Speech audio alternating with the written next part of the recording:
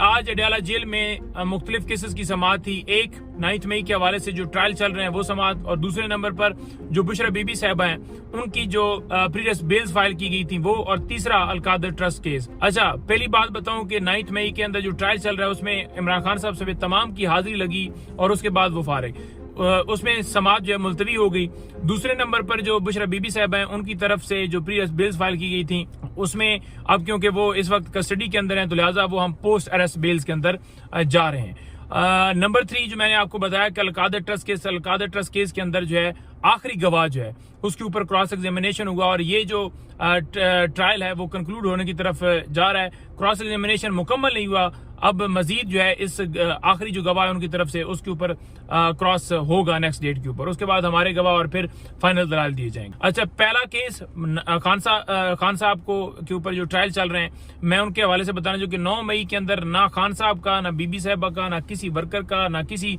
Political leadership का, किसी का कोई सीसीटीवी फुटेज इसलिए चुराई गई ताकि असल हकायक सामने ना आ सकें। अब आ गया NAB Alqadir trust case. Alqadir trust case के अंदर क्या है? अलकादर ट्रस्ट केस के अंदर जितने गवाह हैं, एक गवाह ने भी इमरान खान साहब या बीबी साहबा के खिलाफ गवाही इस हवाले से नहीं दी कि उन्होंने कोई फाइनेंशियल बेनिफिट लिया हो। वो ट्रस्टी हैं अलकादर ट्रस्ट में, और जो पैसे आए थे सुप्रीम कोर्ट के अकाउंट में आए थे 190 मिलियन पाउंड, और वो हुकूमत पाकिस्तान को जा चुके हैं, लेकिन फिर भी केस ये चलाया जा रहा है, लेकिन अल्लाह ताला करम करेगा। अच्छा, इसके अलावा जो मुख्तलिफ दरखास्तें इस्लामाबाद हाई कोर्ट के अंदर थी, एक थी कि बुशरा बीबी साहबा को जो वहां पर एहलकार थी जब उनको बरियत के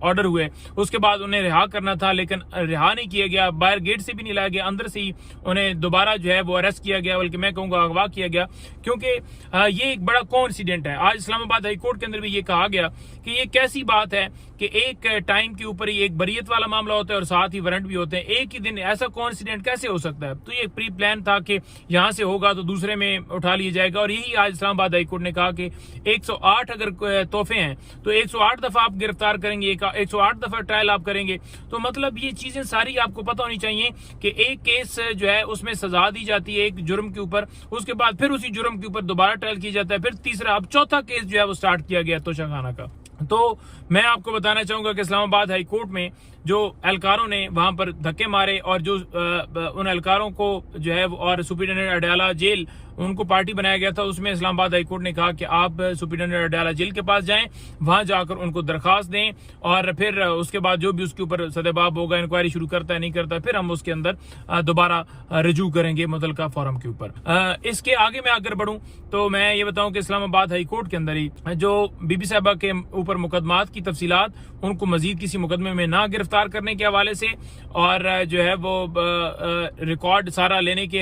हवाले से ये सारी एक पटिशन दायर की गई थी, जिसके ऊपर समाअत ये हुई है कि उन्होंने जो दूसरी पटिशन लगी हुई थी हमारी उनके साथ इसे क्लब कर दिया है। तो अब वो पटिशन भी क्योंकि समाअत के लिए फिक्स हो चुकी हैं, जिसमें नैब नोटिस को हमने चैलेंज किया हुआ था नंबर 1,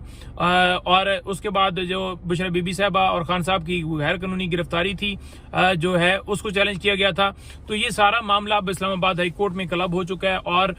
इसमें बेहतर एक खुशाइन बात यह है कि कम से कम उस बेंच के अंदर चीफ जस्टिस हाई कोर्ट अमर फारूक साहब नहीं है। जो बैड न्यूज सारी है तो बैड न्यूज केसेस झूठे और फिर उसके अंदर कार्रवाई चल रही हैं, लेकिन एक हल्का सा भी वो हमें चौंका नजर आता है तो हम कहते हैं कि चलो ये तो बेहतर है कि फलां बंदा नहीं बैठा। सुप्रीम कोर्ट के अंदर 3 हमारे MNAs जिनको हरा दिया गया है और नून लीग के